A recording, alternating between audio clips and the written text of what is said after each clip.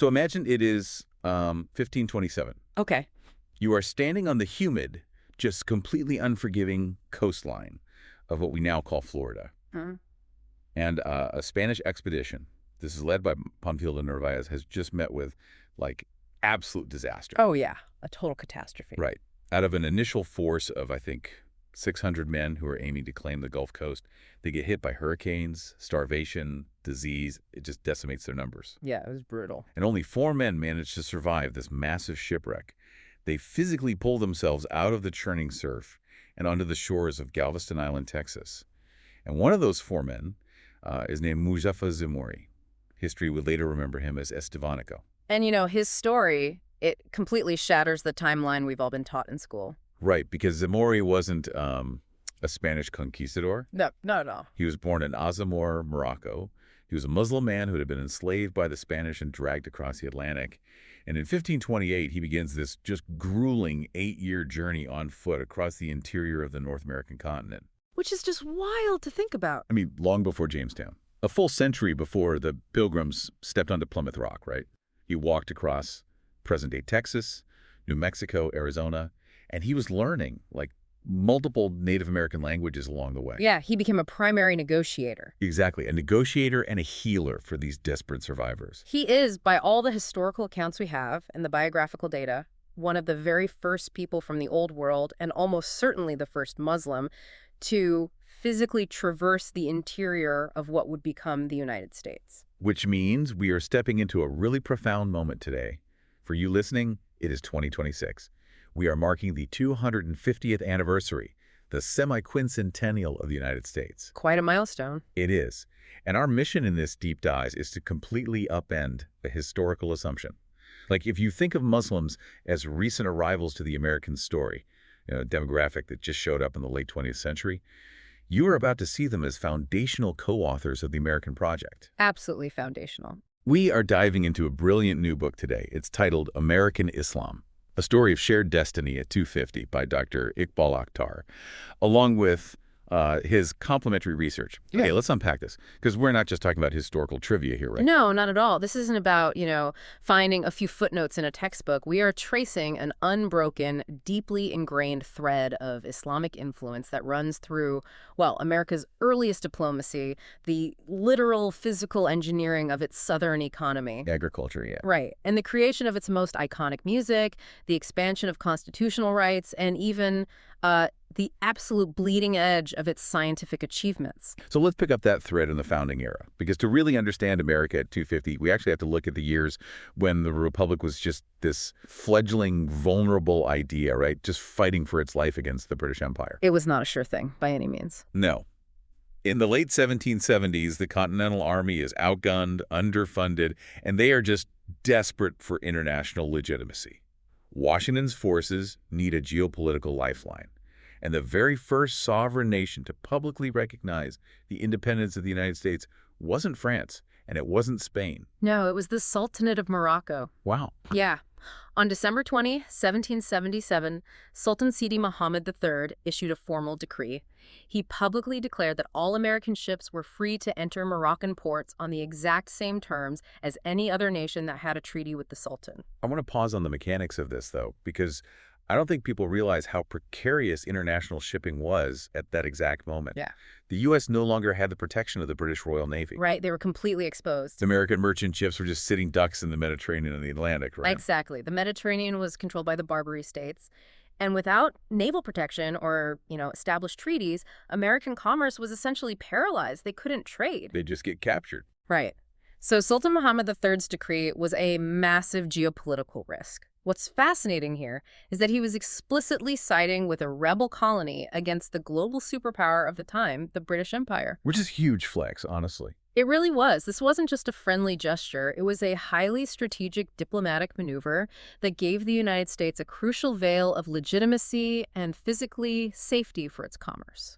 And this act of recognition, it eventually solidifies into something much more permanent, which is the Moroccan-American Treaty of Friendship, sealed in 1786. Right. Thomas Jefferson negotiated it from Paris, John Adams from London, and the U.S. Congress ratified it in the summer of 1787, which is literally the exact same summer they were sweating in Philadelphia drafting the U.S. Constitution. And we really have to look at how that treaty was constructed. It was negotiated on the ground by an American diplomat named Thomas Barclay. Okay.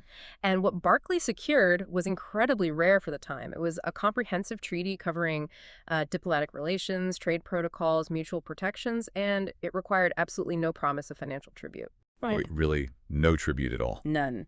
The Sultan viewed it as a relationship between peers. And if we fast forward, that treaty was renewed in 1836, and it remains the longest unbroken treaty relationship in U.S. history. That is insane. We are talking about nearly 240 years of continuous diplomatic recognition. It's like finding a massive ancient foundation stone under a house you thought was built yesterday. Yeah. And Dr. Akhtar's research highlights that Morocco wasn't an isolated incident either. A few years later, in 1797, we get the Treaty of Tripoli. Yes, negotiated under George Washington and unanimously ratified by the U.S. Senate under John Adams. And this treaty contains what is arguably one of the most significant and debated statements on early American religious posture, specifically Article 11. Right. The language in Article 11 is incredibly definitive. It explicitly states that the government of the United States of America is not in any sense founded on the Christian religion. Right. And it goes on to say that the U.S. has no character of enmity against the laws, religion, or tranquility of Muslimin, which was a contemporary term for Muslims. And to understand the gravity of that, you really have to realize what kind of diplomatic framework was operating here. We are seeing a specific covenantal logic. Okay, break that down for me. What is covenantal logic in this specific context? So, in European colonial statecraft of that era, relationships with non-Christian nations were often strictly transactional, right? Or they were defined by military dominance, this idea of subjugation. Right. Conquer and extract. Exactly. A covenant, however, implies a moral and relational binding. You have a Muslim monarch and a Christian majority republic consciously choosing to bind themselves to one another by a written reciprocal obligation. They're choosing mutual respect over force. Yes. They were establishing a framework of mutual respect that transcended their vast religious differences. The United States was essentially signaling to the Islamic world, our geopolitical identity is not defined by religious crusade. I mean, that is huge. So we have this high-level international diplomacy happening. But at the exact same time, Muslims were physically fighting in the dirt and the snow for the nation's birth. Like, the historical record actually shows Muslims serving in the Continental Army. Oh, absolutely. We have the actual military muster rolls, men like Bampet Mohammed, who served in the Virginia line, Yusuf Ben Ali, who fought under General Thomas Sumter down in South Carolina. And Bunker Hill, right? Yes, there were two celebrated heroes at the Battle of Bunker Hill, Peter Salem and Salem Poor. And contemporary historians and linguists note that their surnames are highly likely Americanized survivals of the Arabic word salam, meaning peace. Which is a very common naming convention in West African Islamic cultures. Exactly. So I have to ask, why is this disconnect so persistent? We constantly talk about the founders' geopolitical brilliance, but this massive diplomatic and military integration with the Islamic world is totally decoupled from our narrative of early American diversity. It's a great question, and it's largely because the history of Islam in America was subsequently obscured, just buried, really, by the transatlantic slave trade. Which brings us to a deeply painful but absolutely foundational chapter of the physical building of this nation. Right. We have to look at the soil of the American South. The traditional, deeply entrenched historical myth suggests that enslaved people arrived on American shores as like blank slates. Right, the idea that they had nothing. Exactly. The narrative implies they were stripped of culture, lacking in advanced knowledge, and merely provided brute manual labor. And that narrative is empirically demonstrably false. Yeah. Of the estimated 400,000 Africans forced into bondage in North America, historians estimate that roughly 24% came from the Senegambia region of West Africa. And Senegambia had been highly Islamized for centuries by that point, right? Since the 11th century. So these individuals did not arrive empty-handed. They brought centuries of deep Islamic learning, profound literacy, multilingualism, and crucially for the South, highly specialized, complex agricultural engineering. Let's focus on that engineering, because this directly shaped the wealth of the original colonies. The research specifically highlights rice cultivation in South Carolina. How exactly did this technological transfer happen? Well, think about the geography of South Carolina.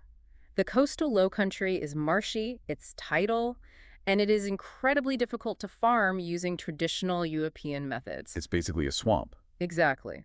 The English colonists had virtually no experience with rice. But the enslaved people from Senegambia had spent thousands of years refining wet rice cultivation along the Niger and Casamance rivers. So they weren't just like tossing seeds into the mud, they were terraforming the landscape. Precisely. They engineered massive, complex irrigation systems. They carved out tidal rivers, they built levees, and they constructed these sophisticated wooden floodgates called trunks. How do the trunks work? They relied on the gravitational pull of the moon and the tides to precisely flood and drain the rice fields. Yeah. This wasn't just manual labor, it was applied hydrology and advanced agronomy. They possessed the specific technological know-how that transformed South Carolina into one of the wealthiest and most powerful colonies in the British Empire. So the physical and economic architecture of the South was literally engineered by enslaved West African Muslims. Yes, it was. Here's where it gets really interesting, though. Because alongside that physical and economic engineering, there is this staggering intellectual resilience. Dr. Akhtar's book brings us to the story of Omar ibn Said, which is one of those historical accounts that just forces you to completely reevaluate everything you thought you knew. Oh, Omar ibn Said is incredible. He was an Islamic scholar from Fouta Toro in present-day Senegal. Before he was captured and forced across the Atlantic, he had spent 25 years formally studying mathematics, astronomy, and theology. 25 years of higher education. Yes. And he was enslaved in North Carolina. And in 1831, while still enslaved, he writes a 16-page autobiography in classical Arabic. The manuscript physically exists today. It's preserved in the Library of Congress. But it's how he writes it that is so brilliant. Right, because he opens his autobiography by writing out entirely from memory a specific chapter from the Quran, Surat al-Mulk.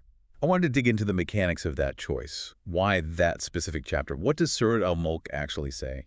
So Surat al-Mulk translates to the dominion or the sovereignty. The very first verses declare that ultimate sovereignty, dominion, and ownership over all creation belong exclusively to God. Oh, man. That is an incredible, quiet theological rebellion. It is the ultimate act of intellectual defiance. Omar is trapped in a brutal, dehumanizing legal system that officially categorizes him as chattel, as property owned by another human being. Right. And he sits down and writes in an elegant, complex language that his enslavers cannot even begin to decipher, a theological treatise stating that their claim of ownership is entirely invalid. He's saying, you don't own me, only God owns anything. Exactly. He asserts that true ownership belongs only to the Creator. It's a complete reclamation of his humanity. And he wasn't an anomaly either. The research points to Bilali Muhammad on Sapelo Island in Georgia. Yes, Bilali Muhammad. He was managing a plantation of over 400 people. He openly maintained his daily Islamic prayers, wore a traditional fez, and he authored a 13-page Arabic manuscript on Maliki Islamic law. Which is staggering. Maliki law is one of the 4 major schools of Islamic jurisprudence, specifically dominant in North and West Africa.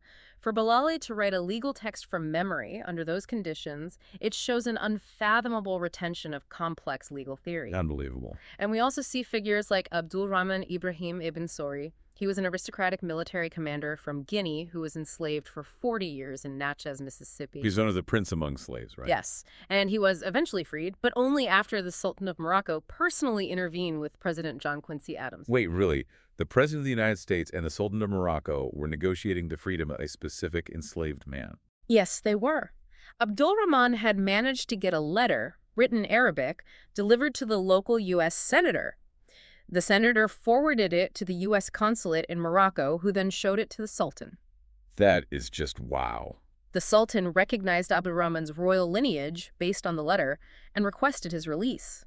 It's a staggering geopolitical intersection happening right in the middle of the American South. And there are others too, like Ayuba Suleiman Diallo, who was enslaved in Maryland and literally wrote 3 complete copies of the Quran from memory. From memory, yes. The cognitive dissonance of the enslavers must have been deafening.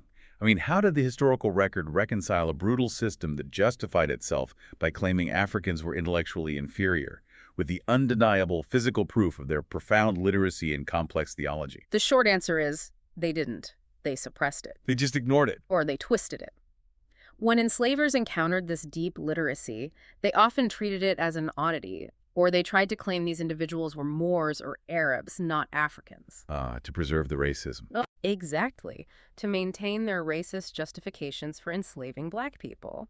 But you cannot entirely erase that level of cultural gravity. It survived and it became deeply embedded in the culture of the South. And we can literally still trace it today. Absolutely. Look at the Gullah Geechee people of the coastal islands in Georgia and South Carolina. They maintain traditions directly descended from these enslaved West Africans. Today, they still bake special rice cakes called saraka. And linguists have traced that, right? Yes, linguists have traced that word directly to the Arabic word adaka, which means voluntary charity. And there's the famous ring shout tradition too, right? The ring shout, yes. It's a deeply spiritual, rhythmic dance where participants move counterclockwise in a circle, singing and shuffling their feet. For a long time, its origins were debated, but modern scholars have drawn direct structural parallels between the ring shout and the awaf. What's the awaf? That's the counterclockwise circumambulation of the Kaaba in Mecca that Muslims perform during the Hajj. So the actual mechanics of the movement survive the Middle Passage.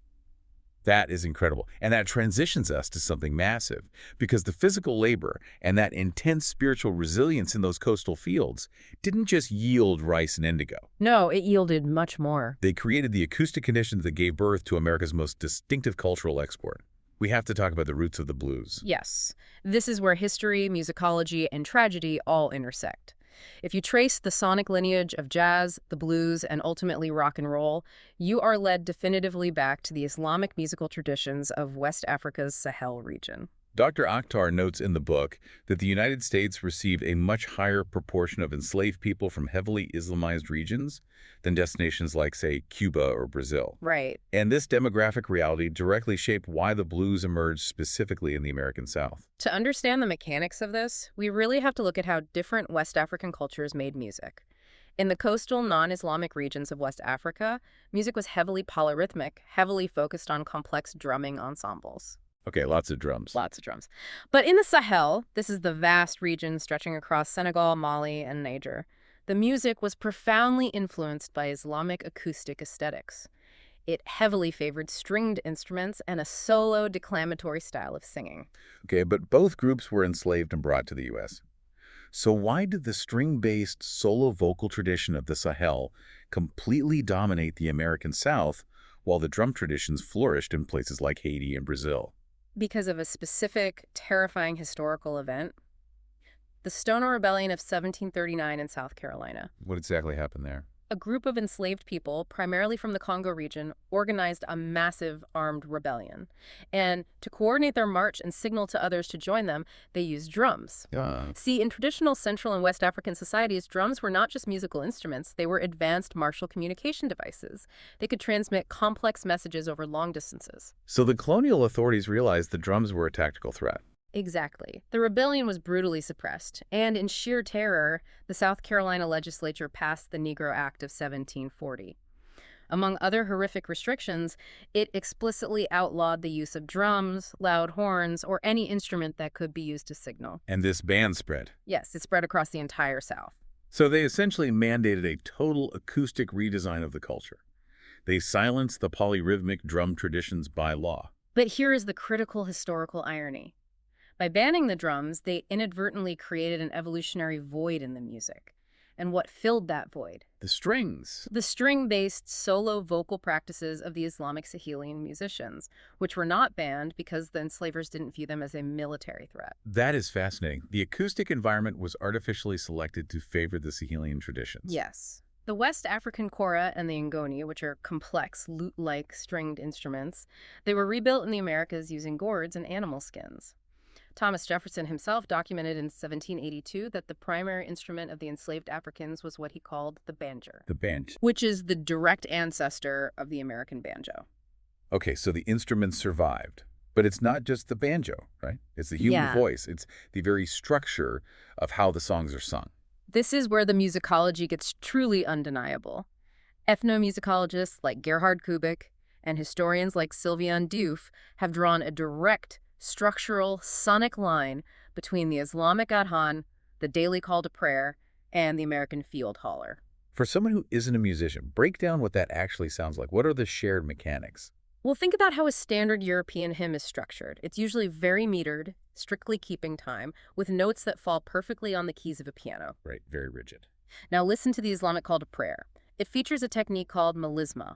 This is where a single syllable of text is stretched out and glides over a series of different undulating notes. It's a very fluid, soaring vocal style. Exactly. It uses wavy intonation, nasal humming, and most importantly, it uses microtones. What are microtones? Microtones are the pitches that exist between the standard keys of a European piano. In the American South, these microtones evolved into what we now call blue notes, those bent, slightly flattened pitches that give the blues its deep emotional resonance. Oh. When you listen to a recording of an early 20th century field holler from the Mississippi Delta and play it side by side with a West African Islamic call to prayer, the grammatical structure of the music is virtually identical. There is an incredible anecdote in Dr. Akhtar's research about Ali Farka Touré, the legendary Malian guitarist, dealing with exactly this. Yes. When Touré, who is deeply rooted in the Sahelian musical tradition, first heard records of American blues legends like John Lee Hooker, he didn't view it as a foreign American invention. What did he think it was? He reportedly said that it was the music of the Niger Bend, his home, reflecting back at him. Wow. If we pull the lens back on this, if the field holler evolves into the blues, and the blues is universally acknowledged as the foundational DNA of jazz, rock and roll, R&B, and modern pop, that means the acoustic architecture of the Islamic call to prayer is literally woven into the Billboard charts today. From a strict musicological standpoint, absolutely. The very soundtrack of American suffering, its deep resilience, and ultimately its massive global pop culture dominance is fundamentally built on an Islamic musical framework. That is just mind-blowing. When these traditions converged in places like Congo Square and New Orleans, they planted the seeds for the entirety of modern American music. So that cultural resilience, that intense assertion of identity, it doesn't just stay in the fields and it doesn't just stay in the concert halls. Eventually, as America matures, that assertion marches straight into the highest courts in the land. It sure does. And it fundamentally reshapes the legal definition of religious freedom for every single American citizen. I want to shift into the 20th century, to Muhammad Ali. Ali is the perfect embodiment of this transition. Born Cassius Clay in Louisville, Kentucky, he shocked the American establishment when he publicly joined the Nation of Islam in 1964 and took the name Muhammad Ali. But the turning point for American constitutional law happens in 1967. Right. The Vietnam War is escalating rapidly. Ali is at the absolute peak of his athletic prime. He is the undisputed heavyweight champion of the world, and he receives his draft notice. And he outright refuses induction into the U.S. Armed Forces. He stated very clearly that his participation in the war was strictly against the teachings of the Holy Quran. He declared that he was a conscientious objector. And the government's response was swift and, frankly, merciless. It was devastating. Within hours, he was stripped of his heavyweight title. Every state athletic commission suspended his boxing license. He was effectively banned from his profession during his most lucrative years, losing millions and millions of dollars. And he was facing prison time. Yes. The federal government charged him with draft evasion, and he was convicted and sentenced to 5 years in federal prison, though he remained free on bail while he appealed. This triggers a brutal 4-year legal battle that culminates in the 1971 Supreme Court case, Clay v. United States. The behind-the-scenes drama of what actually happened in the Supreme Court chambers is it's like a legal thriller. How did this play out? To understand the drama, you have to understand the legal test for a conscientious objector at the time. Historically, this legal protection was an umbrella almost exclusively used by members of peace-oriented Christian sects, like the Quakers or the Mennonites. Boy, pacifists. Right. So the government's argument against Ali was that his objection was merely political and racial, not sincerely religious, because the Nation of Islam wasn't a traditional pacifist group. So when the Supreme Court justices initially meet in conference to vote on Ali's case, what happens? They vote 5-3 to affirm his conviction and send him to federal prison. Justice John Marshall Harlan II, a deeply respected conservative jurist, was assigned to write the majority opinion that would seal Ali's fate. But Harlan doesn't write that opinion. And it's because of an intervention by his law clerk, right? Right. Harlan's law clerk was a young man named Thomas Crattenmaker. Crattenmaker had been intensely studying the case, and he realized the government was misrepresenting Ali's theology. He convinced Justice Harlan to actually sit down and read the writings of Elijah Muhammad, the leader of the Nation of Islam. Specifically, his text message to the black man in America. Exactly. What did Harlan find when he actually read the text? Harlan realized that Ali's theology did not oppose all war, which was the traditional Quaker stance, but rather it opposed participation in any war, not explicitly declared by God or his messenger. It was a holy war objection. Okay, so how does that change the legal standing? Well, Harlan realized that if the court denied Ali's claim because his religion allowed for holy war, they would also logically have to deny conscientious objector status to traditional Christians who believed in biblical holy wars, like Armageddon. Oh, wow. So if they strike down Ali, they accidentally strike down the religious protections of millions of Christians. Exactly. Harlan saw that Ali's beliefs, however unorthodox they appeared to the establishment, were deeply, sincerely held religious beliefs that absolutely met the legal standard. So Harlan completely changed his mind. He told the other justices he could no longer write the opinion convicting Ali. And because Harlan flips, the court is deadlocked, which eventually forces a compromise. And the final decision is an 8-0 unanimous reversal in Ali's favor. His conviction is completely overturned. And the legal ramifications of this are monumental. Muhammad Ali essentially stress-tested the First Amendment. He took a legal umbrella designed for a very narrow, specific subset of Western religious traditions, and through immense personal sacrifice, he stretched it wide enough to cover non-Western Islamic belief. He forced the American legal system to recognize that religious freedom must apply equally to the margins of society, or it means nothing at all. Exactly. He cemented a broader legal maturation of American pluralism, and that is a perfect causal link to what happens next.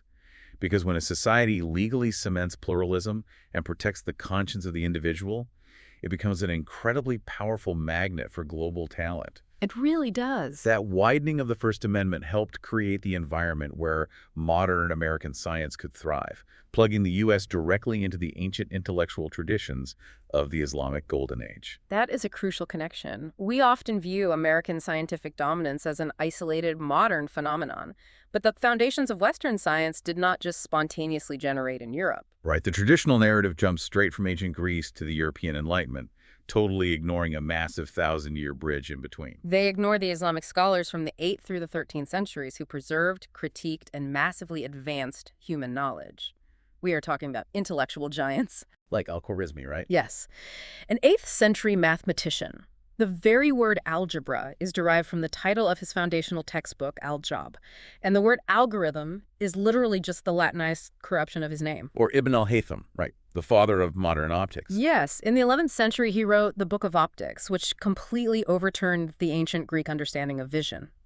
The Greeks thought the eye emitted beams of light. Like laser beams from your eyes. Exactly. But Ibn al-Haytham proved that light bounces off objects and enters the eye. More importantly, he established rigorous frameworks for empirical testing, what we now recognize as the scientific method. And then there's Ibn Sina, known in the West as Avicenna. His massive medical encyclopedia, the Canon of Medicine, was the standard textbook in European medical universities for over 500 years. 500 years. Dr. Akhtar makes a brilliant point in the book about how this knowledge transferred. Because Europe didn't just inherit a library of dusty facts from the Islamic world, they inherited the actual physical methodology of producing knowledge. That's the key. How do you create an institution that consistently generates science? The Islamic world developed the madrasa, a college of higher learning, supported by a waqf, which is an irrevocable charitable endowment. So funding in a campus. Exactly. This structure, featuring licensed faculties, peer review, and teaching hospitals, was the direct architectural ancestor of the first European universities in Bologna, Paris, and Oxford.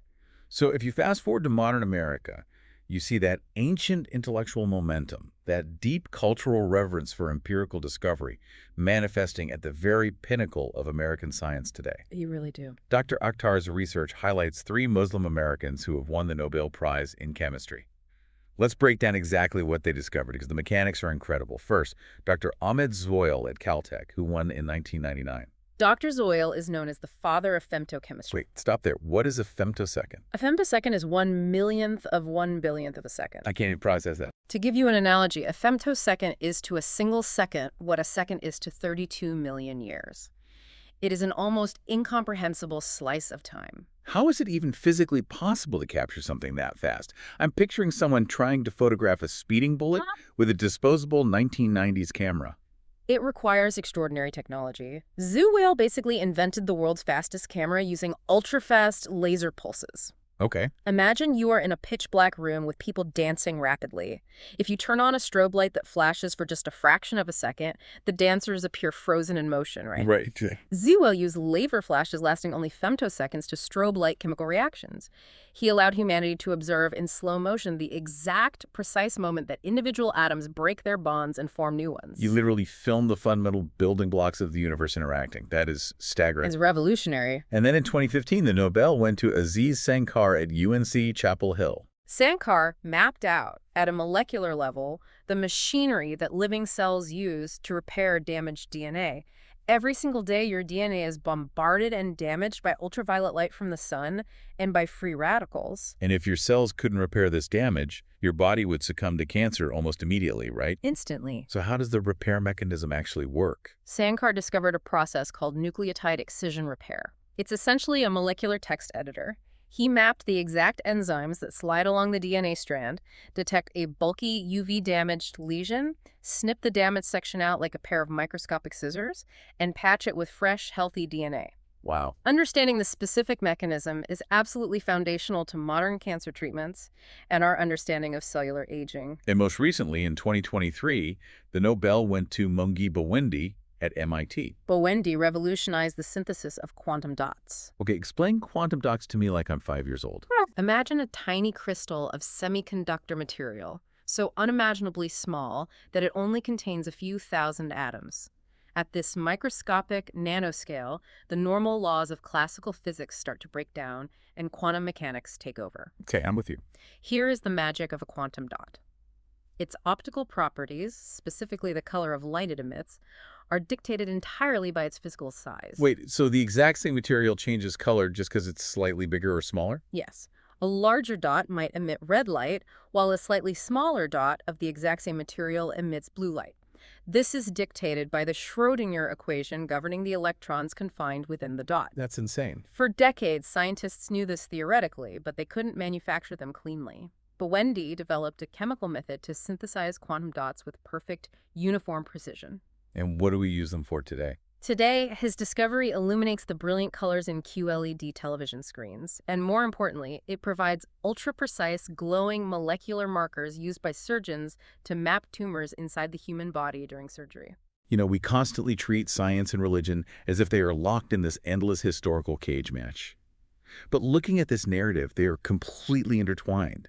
How did the classical Islamic worldview set the stage for these empirical breakthroughs? Because in the classical Islamic intellectual tradition, there is no inherent contradiction between faith and empirical observation.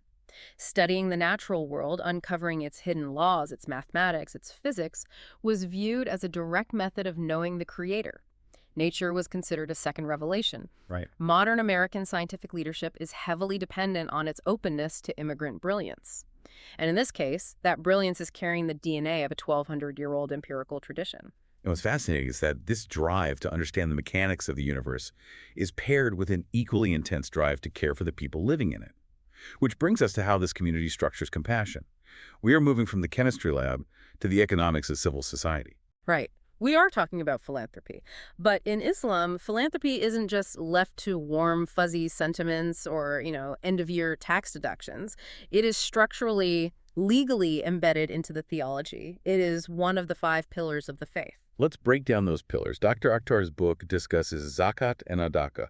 What is the difference? Zakat is not optional. It is an obligatory religious tax. It is mandated at 2.5% of a person's accumulated wealth over a certain threshold, paid annually. So it's not based on your paycheck. No, it's crucial to understand this isn't an income tax, it's a wealth tax. The purpose is to prevent the hoarding of capital and ensure that wealth constantly circulates down to the most vulnerable in society. And adaka. Sadaqah, on the other hand, is voluntary, everyday charity given out of spontaneous generosity. The research cites a 2021 study by the Muslim Philanthropy Initiative at Indiana University, and the numbers are just astronomical.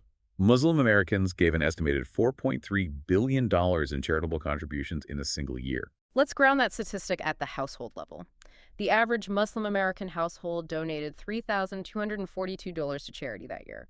For comparison, the average for the general U.S. population was $1,905. But the metric that truly shatters the public misperception is where that money actually goes.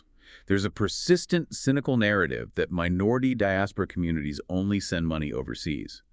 But the study shows that 85% of this giving stays right here within the United States. It creates an invisible, massive infrastructure of domestic generosity. Yes, a portion goes to international disaster relief, but the vast majority is funding local civil rights organizations, domestic violence shelters, and massive non-sectarian networks of free medical clinics and food pantries. What does that $3,242 look like on the ground? It looks like the Shifa clinics. Across the country, networks of Muslim medical professionals run free clinics that serve anybody who walks through the door, regardless of their faith or lack of insurance. Wow. During the COVID-19 pandemic, this community, which represents roughly 1% of the U.S. population, contributed vastly disproportionate resources to frontline relief efforts. And the demographic footprint of the people funding and running this safety net is incredibly unique, isn't it? It is the single most racially diverse major faith group in the United States. There's absolutely no majority race.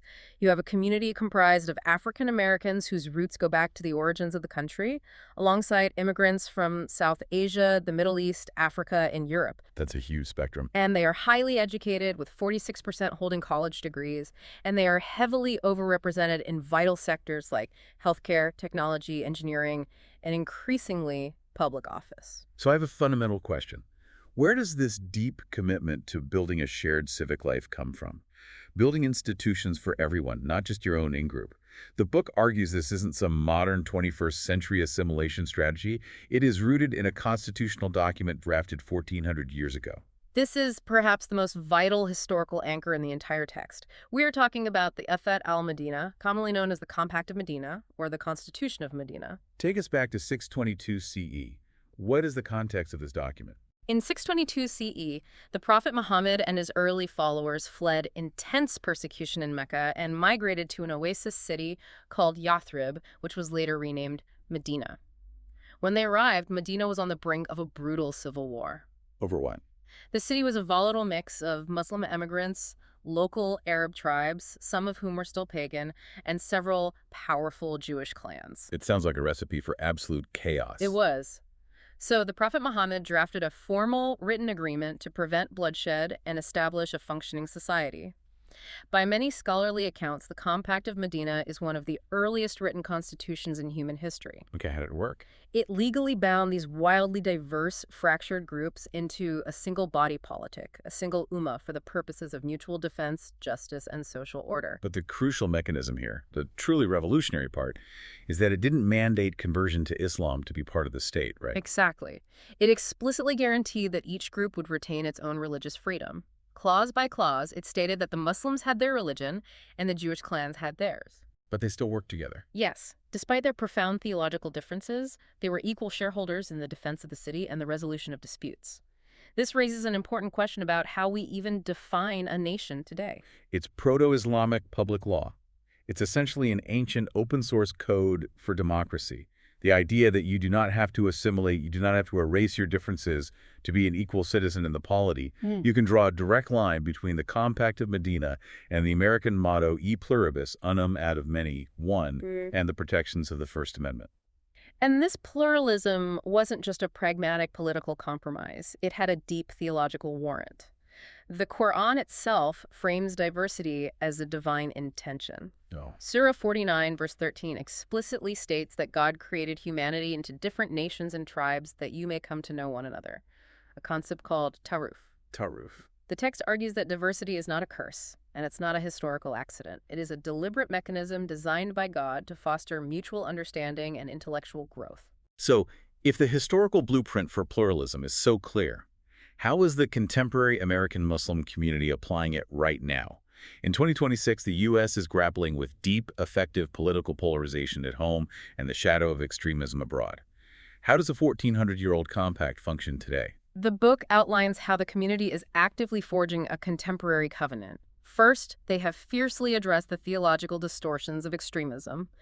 Dr. Akhtar details a pivotal moment in 2014 when an open letter was issued to Abu Bakr al-Baghdadi, the leader of ISIS. I remember this. It was signed by a huge number of scholars. Over 126 prominent Islamic scholars globally, including major American figures. How did they dismantle the ISIS ideology? They didn't just condemn it politically, they dismantled it surgically, point by point, using classical Islamic jurisprudence.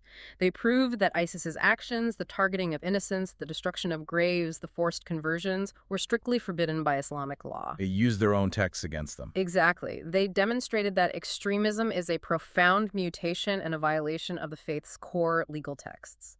And domestically, we see an evolution led by figures like Warith Muhammad. Yes, W.D. Muhammad is a towering figure in American history.